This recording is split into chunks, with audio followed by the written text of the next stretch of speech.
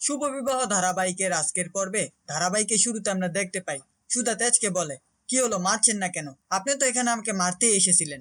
তেজ বলে, লেগে যাবে। এই নিয়ে তাদের মধ্যে ধস্তাধস্তি হয়। তেজ সুধাকে ছেড়ে দিয়ে বলে, শুধুমাত্র মানুষত্বের খাতিরে ছেড়ে দিলাম।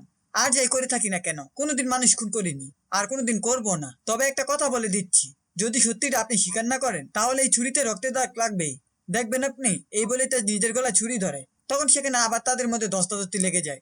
তখন তরি এসে বলে, মা বাবা কি করছো তোমরা ছুরি নিয়ে? সুধা বলে, মা এটা একটা খেলা।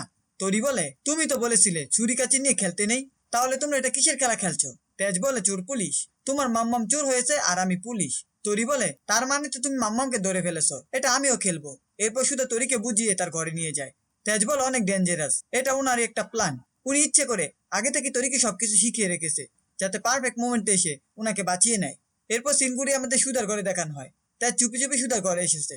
সুধা তেজকে বলে, আমি জানি আপনি আমাকে বিশ্বাস করবেন না, কিন্তু আমি যা করছি আপনাদের বাঁচানোর জন্য করছি। তেজ বলে, বাঁচানোর জন্য করছেন নাকি ফাঁসানোর জন্য করছেন? সুধা বলে, আমি চাই সত্যিটাই সবার সামনে আসুক। আর আমি এটাও জানি পোলো ইমন আর সার্থকের সন্তান নয়। পোলো কোথা থেকে এসেছে, কেন এসেছে, এর কারণ কি, এটা জানার জন্য আমাকে অভিনয়টা করতে হয়েছে। তেজ বলে, মিথ্যে বলছেন। এইসব ভালো মানুষই দেখিয়ে আমাকে মিসক্যারেজ করার চেষ্টা করছেন। এই বলে তেজ সেখান থেকে চলে যায়। পরবর্তী সিনে আমাদের সার্থক এবং ইমনকে দেখানো হয়। ইমন সার্থককে বলে, বুঝতে পারছি না সার্থক, এই মেয়েটার কথা শুনে আমরা আবার কেন আশ্রমে যাচ্ছি? সার্থক বলে, লাভ তো আছে, কারণ রুক্মিণী ঠিকই বলেছে, তেজ এত সহজে হার মানবে না, আমাদের বিরুদ্ধে প্রমাণ জোগাড় করবে। আর একবার যদি আশ্রমের খোঁজ পেয়ে যায় তাহলে মুশকিল। এরপর তারা দুজনে কথা বলতে থাকে। এইদিকে আমাদের সুধাকে দেখানো হয়। সুধা ইমন এবং সার্থকের পিছু করছিল।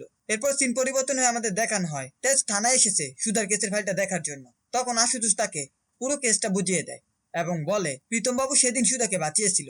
এই নিয়ে তেজ এবং আশুতোষ কথা বলতে থাকে। ওইদিকে ইমন এবং সার্থক আশ্রমে পৌঁছে যায়। তারা আশ্রমের লোকদের বুঝাচ্ছে পলু যে এখানে ছিল সেটা যেন কেউ জানতে না পারে, এবং তার আশ্রমের মহিলাকে এর জন্য কিছু টাকা দিয়ে দেয়। এদিকে সুধা এবং ঝিনুক বলে, ওরা এখানে এসেছে, এই আশ্রমের সাথে নিশ্চয়ই পোলোর কোনো সম্পর্ক আছে। সুধা বলে, এটা প্রমাণ করতে হলে আমাদের ভিতরে গিয়ে কথা বলতে হবে। ঝিনুক বলে, তুই যদি তাদেরকে কিছু জিজ্ঞেস করি ওরা তোকে কিছুই বলবে না।